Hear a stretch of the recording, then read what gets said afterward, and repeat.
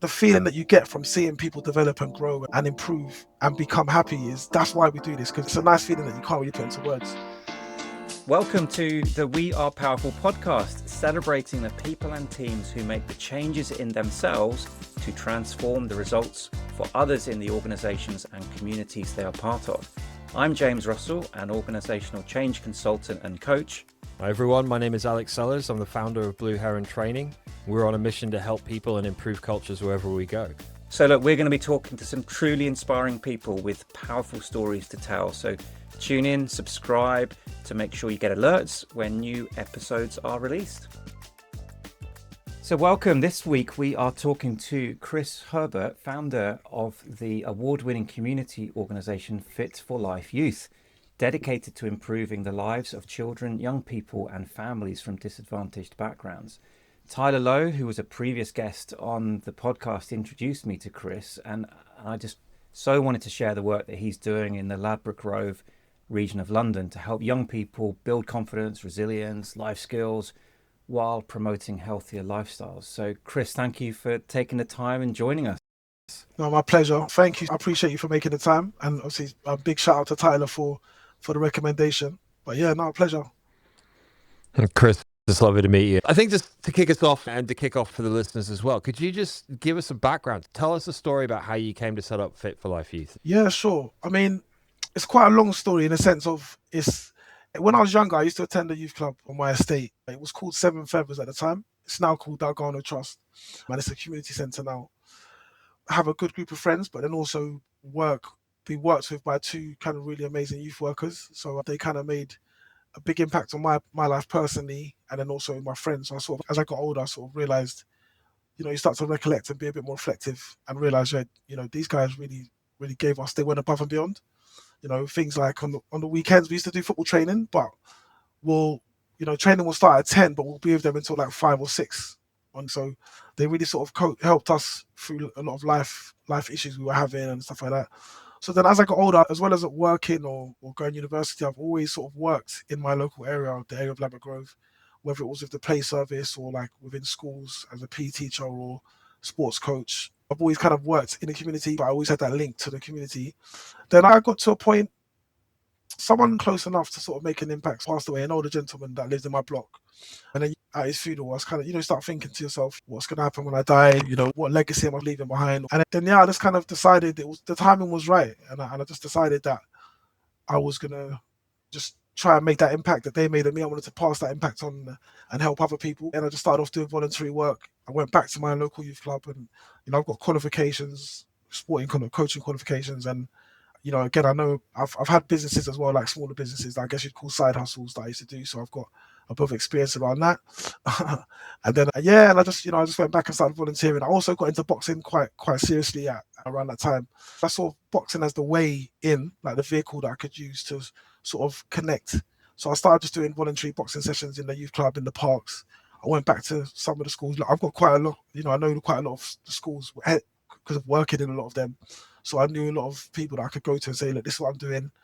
Happy to come down, do voluntary work, do X, Y, Z. And they bit my hand off, in that sense. They're like, yep, happy to do that. And they kind of just spiraled out from that. And then, just kept working. Then I started getting members of the team joining and we got funding. And it just started. I wanted to make a positive impact. That I wanted to enrich lives of young people. That's basically what it was.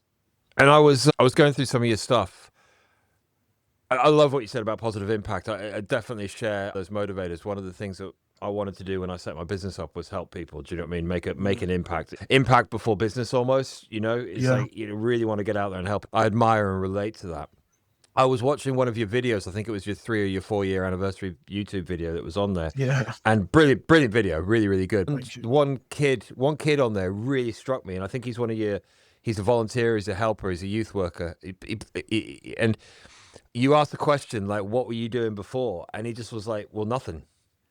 Like, I wasn't doing anything before this. And I just thought, it absolutely grounded me. And he said, like, now I'm working with the kids and I'm getting my qualifications and I'm doing this. And this purpose and this direction and this drive and this impact that this young man has now got. What's your experience? What's it like? What's the reality today for young people growing up in not just London, but like in big cities and stuff? There's a lot of pressures. There's a lot of maybe misconceptions about young people there's a lot of opportunities to make mistakes as well. I can speak from my area of London where I grew up in, because a lot of the pressures and situations that the young people here are facing, I face them myself. So I think that gives me that, there's a bit of authenticity there, because I know the pressures of, like Kensington and Chelsea where we live, in North Kensington specifically, there's quite high areas of deprivation and child poverty and stuff like that. So that brings along a lot of risks of the things like grooming, to be honest with you, things in the sense of like people grooming you to become drug dealers or criminal activity and stuff like that. So, I've seen that firsthand. I've experienced that, and I know people that have made the wrong choices and poor choices. So that's definitely something that they're battling with. Then on like a more wider scale, you've got things like social media, where I was at one of the youth clubs that we have a few weeks ago, and one or two of the boys were arguing, and they were like, "Oh, one of them was recording. They call it slips. So it's like he goes, "Oh, he keeps recording my slips." And I was like, "What are you talking?" And sometimes I realize that I'm really not a young person anymore. So I was like, "What do you mean? What do you mean?" Then Join the club. yeah. So it was a reality check. So yeah, he was like, "He's recording," and I said, "What do you mean, like your slips?" So basically, when if there any little silly thing he might have been doing, a funny face, they're recording him and then just posting it online. So obviously, you can't. There's that level of everything you're doing is being monitored. Everything you're doing is being seen. So the young person was really annoyed, and I could appreciate it. I said, you might be eating crisps or something, and then you just make a funny face when you're eating it or whatever, and that is online and that gets posted out, and this is where you get onto like online bullying and all this kind of stuff. So they're dealing with a lot of pressures. There's a lot of misconceptions as well, where people they've got a sort of this snowflake repertoire that they have. Like they're weak. They're contending with a lot. It's hard. It's very hard for young people now. I think across the board, but more specifically talking about in my area, there's the risks of poverty, and then there's the law of crime and criminal activity. Then there's even the entry level to like drugs and alcohol and stuff like that. Do you know what I mean? So there's a lot they're dealing with, to be honest with you. And when you say snowflake, do you mean, because I think that's a term commonly used for the youth of today, they're not as resilient as we used to be, and they'll kind of crumble and melt under a little bit of pressure. Is that what you mean? Yeah, that's what I mean. Exactly. Yeah. They're growing up in a different generation. I think things as like using the slips thing as an example. If we were younger and we did mistakes, we made mistakes as we all do. Those mistakes just live in the memories of the people that was there at the time. Now you make a mistake, it's online, it could get 1,000 views, 2,000, 10,000 views, and get posted here and posted there, and that can stay with someone as a stigma from the age of 14 up until forever. It's online forever. Do you see what I mean? So we didn't have to grow up with that sort of pressure. So it's those slip-ups that before for us would have just been forgotten and can stick around. You might have a little laugh and joke about it as a friendship group and stuff like that. But so that is pressure, man. I definitely understand, because I work with so many young people and I see so many of them, and even like levels of depression, because again, with the social media, they're looking on the phone and they're saying, "Oh, this young person made this amount of money on TikTok, and this person done this business and this," and it's those are like the exception to the rules, but they get seen as that's the rule. Everybody makes it, so why can't I make it? Yeah. These are the conversations I've had with young people that they struggle with. Yeah, there's a whole conversation here, which perhaps we haven't got time to get into in terms of role modeling and access, So painting the picture, you've got huge groups of kids who are disadvantaged, who are struggling with pressures that us slightly older people can't really understand. Relating to what you were saying, Chris, and I think I'm significantly older than you, so I love that we've been bracketed in that space. I made plenty of slips when I was a kid, plenty of slips for a long time, but they weren't recorded, like you said. Yes. So, that's part of being young. It's part of being the youth generation, isn't it? You are designed to make mistakes. So I think there's a huge amount of pressure on younger people today that we perhaps don't have that experience of. My kids are like 14 and 16. So we were talking about that this morning. And then combine that with the ingrained societal pressures of deprivation and lack of resources and poor role modeling. It kind of creates this perfect storm, doesn't it? Do you know what I mean? Which I think is what you're referring to. As well. Yeah. Chris, what's your experience? So leading on from that, you obviously are a big believer in fitness. You're a big believer in sport and activity. Yeah. How do you see that positively impacting these kids? Confidence levels, attainment, challenging them. We spoke about resilience earlier, increasing their resilience and showing them what real resilience is. Yeah, so and again, talking about role models as well, because they see each other as role models. With our amateur boxers, we've got the juniors, which is like the under 16s, and then you've got the seniors, and the seniors are from 18 plus, and we've got one or two boxers that are, they're role models to the younger ones, and they see them training. So we can use them as a real example, not someone that they see online or someone that's a celebrity. That guy over there, and they obviously everybody knows because they compete on a weekly basis, so they know what this person's done and who's unbeaten and all these sort of things that they look up to and they aspire to be. So it gives them like a real life role model right there. But even outside of that, as well as the amateur boxing, we have just regular boxing classes for young people that they just like boxing. They don't want to compete. They just want to get fit. Their parents want to get fit. So even that, you see the confidence grow when they learn new skills or they're able to run for a bit longer or do 5 push-ups, 10 push-ups. They walk out of a different area of confidence, man. And it's great to see, man. You get the feedback from the parents first as well, because they see it and they know their child, obviously. So they can see it's now translating into school because they may be more vocal or they're less, even because insecurity plays out in different ways. They might be less vocal in a sense because they don't feel they need to perform anymore because they're feeling confident within themselves. So you just see growth, you just see growth. And that's what I love to see, whether it's someone that's going to compete for national titles as a boxer or someone that's literally just every Saturday they've committed as a young person to come to these sessions and train. And I'm working with a young person now and, he's 20 now. I've met him when he was 15. And, he came with a lot of these young people. They get older, they lose touch, they get, life happens, they go and come back. And so he came back to me about a year ago and he was like, he'd been through some things. And I said, yeah, well, I'm here. The gym's here. We're here. He's competing in a boxing match next week, actually. And everyone's still here around you, supporting you. So this is the target we want to get to, and we're getting to that. I think people that work in our sector, the voluntary sector, and people that also support the voluntary sector and the charity sector, the feeling that you get from seeing people develop and grow and improve and become happy that's why we do this, because it's a nice feeling that you can't really put into words.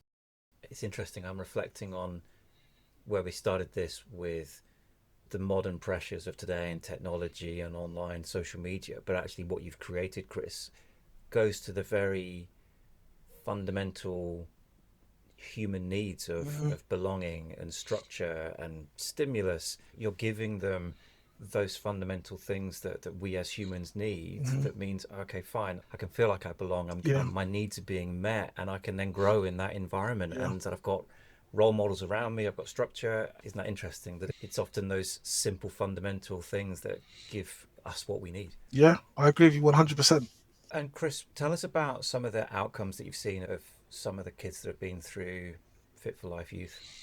There's so many. So I think the young person you're speaking about that you saw on the 3-year anniversary, he's one of our top coaches for the amateurs. And seeing him develop as a person because I actually knew him from primary school.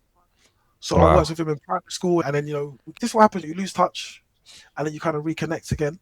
This was before when I was doing PE and sports coaching in his primary school. Then when I set up Fit for Life, it was just a perfect storm in the sense of like, I was in a position where I was ready to start taking on some coaches, some staff, some part-time workers. And he came to me and was like, yeah, I just want to work. And I was like, actually, you know what? Yeah. And I always normally give them a little test, and the test will just be, look, send me your CV and a cover letter. And I was like, okay, they might have a CV ready, but a cover letter, you have to write it to make it relevant to, you don't have that for Fit for Life. So, say we had an early morning session about 7 a.m., which he came to, but by the time I got home, about 8:30 a.m., he'd already sent that to me by email. So I was like, okay, he's ready to go. And then the first session, it's really weird, like delivering a coaching session, regardless of whether it's sport coaching or any sort of coaching, you're the focal point. You have to speak clearly, you have to be confident, you have to make, it's a job. You can't just turn up. I think him seeing me deliver, he maybe was a bit intimidated, and he didn't really know what to do, and it's kind of shying away a little bit.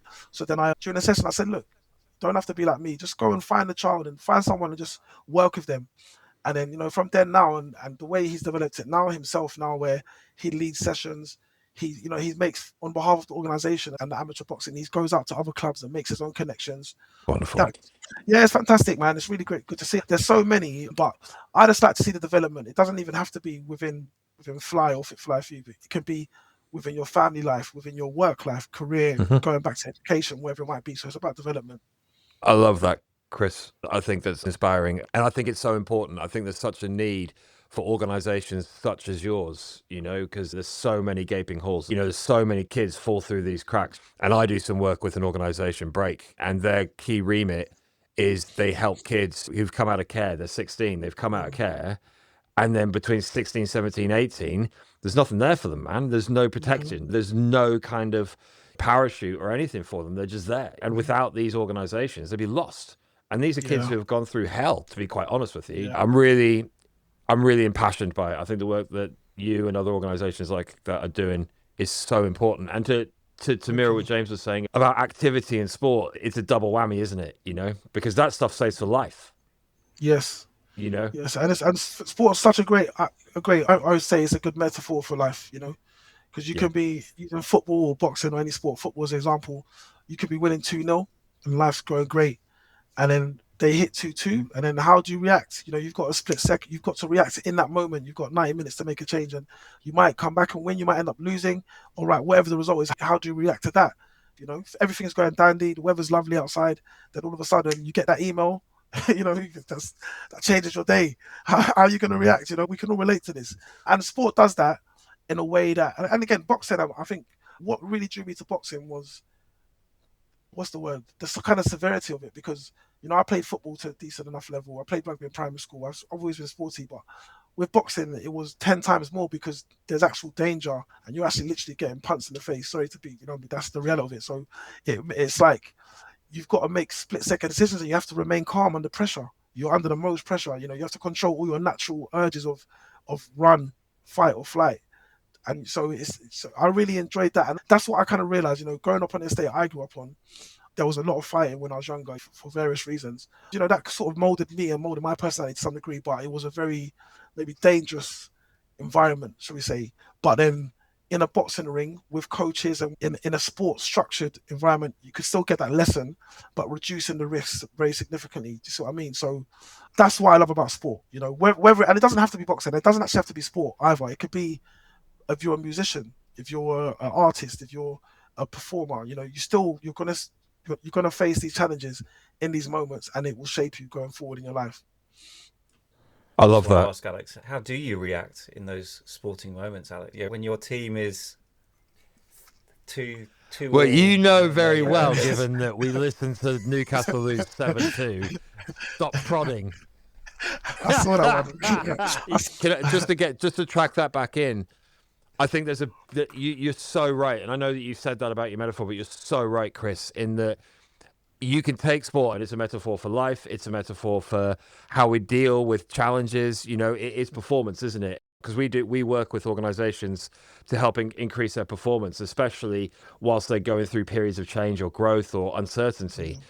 And the links between that and how we deal with challenges up here in our heads is absolutely fundamental. And I think that when the pressure's on, that's when behaviors adapt and when they change. And to be able 100%. To manage what's going on in your head, like you were saying I get what you're saying about boxing. It's the same with rugby. I remember once I went in for a tackle and I was playing seniors, right? I was 17 and I was playing a guy who's 22 and he was about 18 feet tall, right?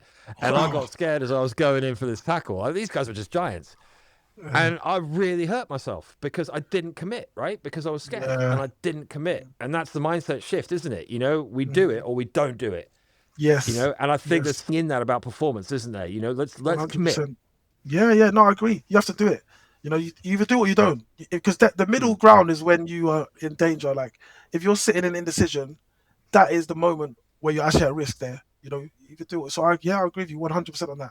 And to follow that line of questioning, Chris, bring it back to you and setting up your business and some of the challenges that you've experienced doing this. And, and I'm sure it's been an up and down experience for you.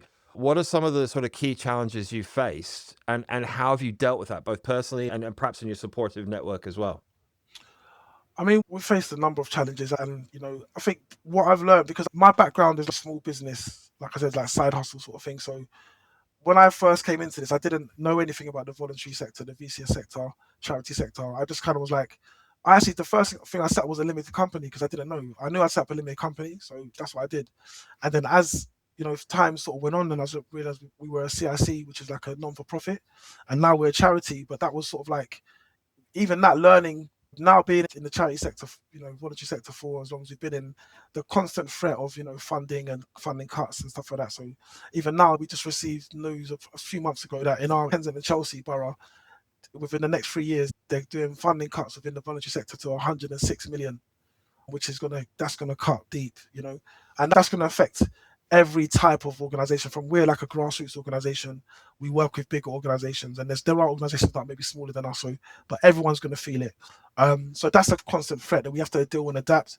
The way we as in Fit for Life Youth react to that is that we're fortunate enough that we actually do provide a service which is quite unique, I think, in the voluntary sector, because we've got 2 youth clubs. We do our stuff within the schools, and we also have a gym where we do the boxing and whatnot.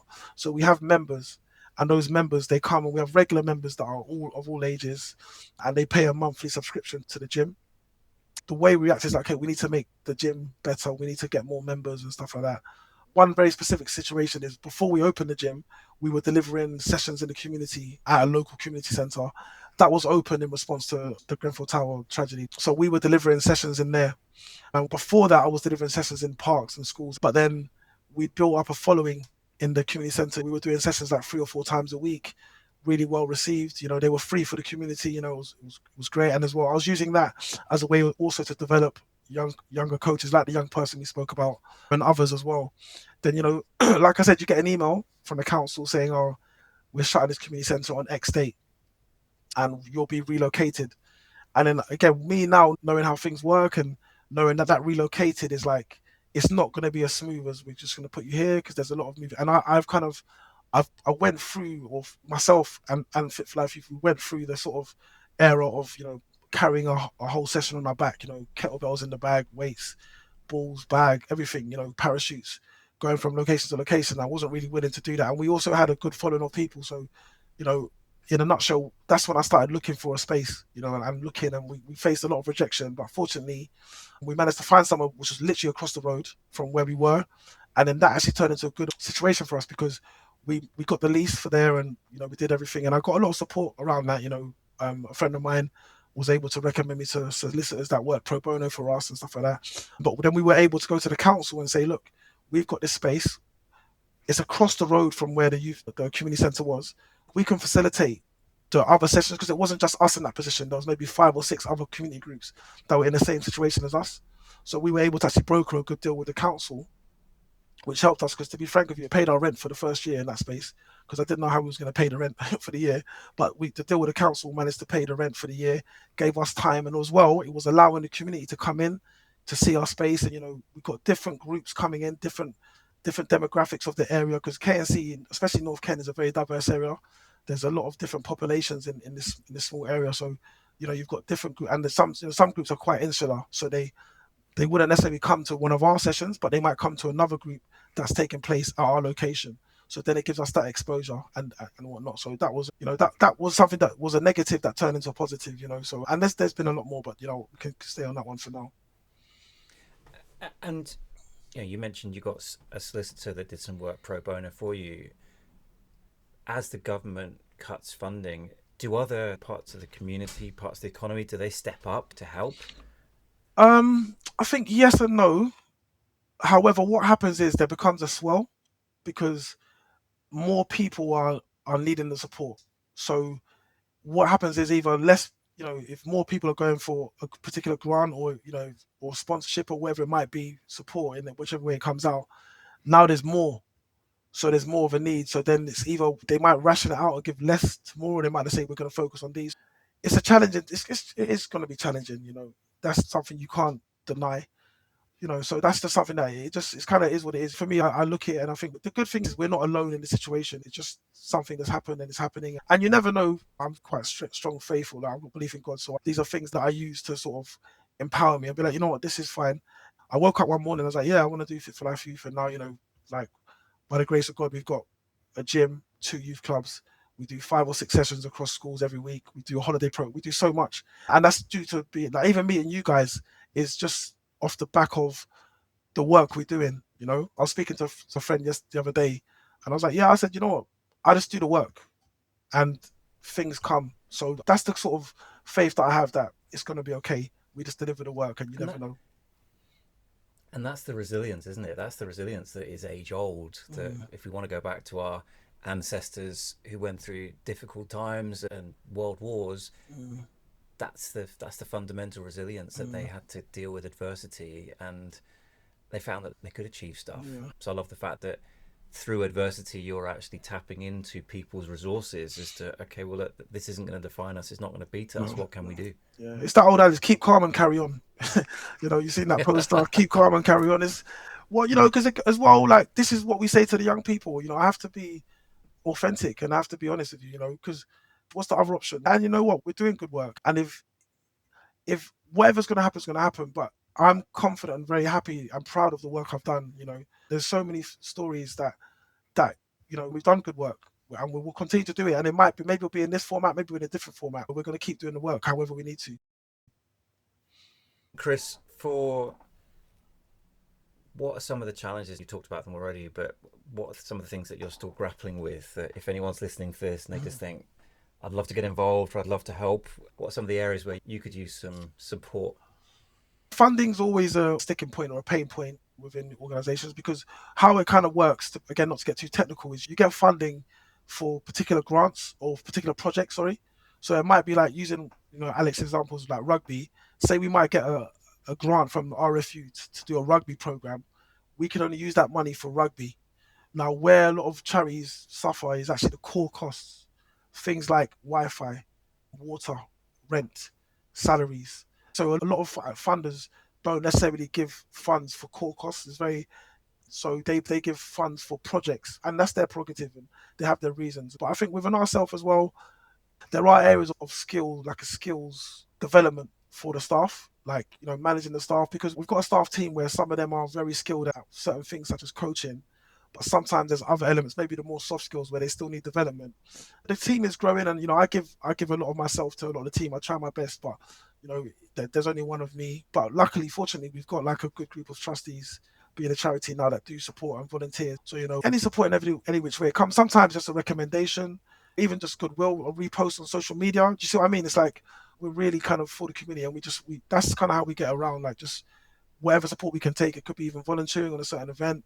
It could be providing skills. Like I said, the pro bono with the solicitor helped us out with, grant funding is also a good way. So it varies. And it's interesting. I'm having a conversation at the moment with a technology startup that's building a platform to help people sort of organize their life and try and avoid feeling overwhelmed and get a bit of structure and control, because there's so much that we have to stay on top of. And there's an interesting role theory by a guy called Bernd Schmidt, and it's been evolved by somebody else. As people, it's important that we understand the roles we have for our personal, private life, our professional life, the work we do in organizations, but community is one of those core parts of that four. And if people are not feeling fulfilled, or they're feeling that they're just overextended in a certain area, that community can often be the bit that's lacking.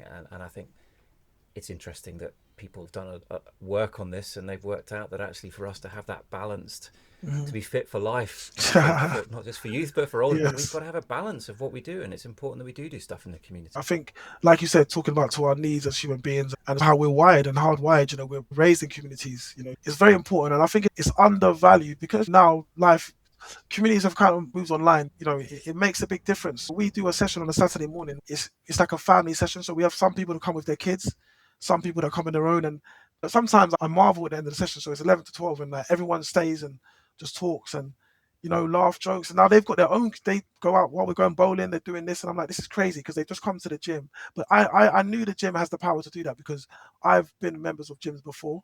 And I've seen that happen. I've been part of that. So I'm aware of that.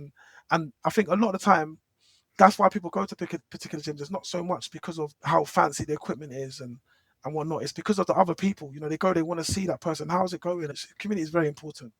Yeah, I'd completely agree with that. And I think it's also one of the things that's taken a big hit over the last 20 years with the advent of online communications. And also, you talk about, sort of funding, the way that society has changed. The old focal points of our communities where people gathered and connected, they're being lost. So I think there's a bit of a reimagining in place here to, where do we bring people together to get people to connect of all ages, right? Yeah, to get that support. You nailed it. Like, we're social creatures, in social situations, everybody takes some level of responsibility for the development of the kids in that community, don't they?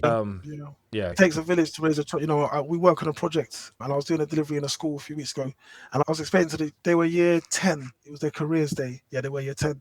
And, it takes a village to raise a child, and I was explaining to them, if I've got a son, I've got a young son, and I was like, if he's walking home from school one day and he falls over, I would appreciate if someone said, "Oh, are you okay?"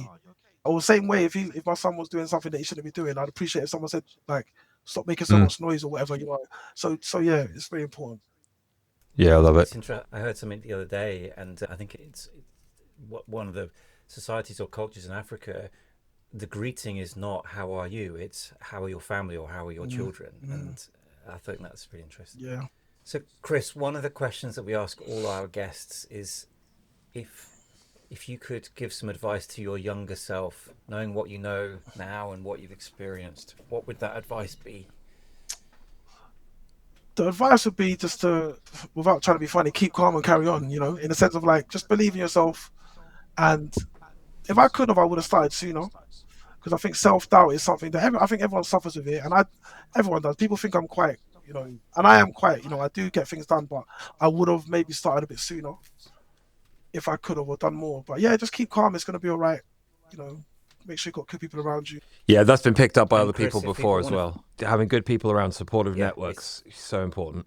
Definitely, me and Tyler have kind of, Tyler's like one of my best friends, and we've only, compared to how my other good friends, I've known most of my friends for like over 20 years, 15, 20 years.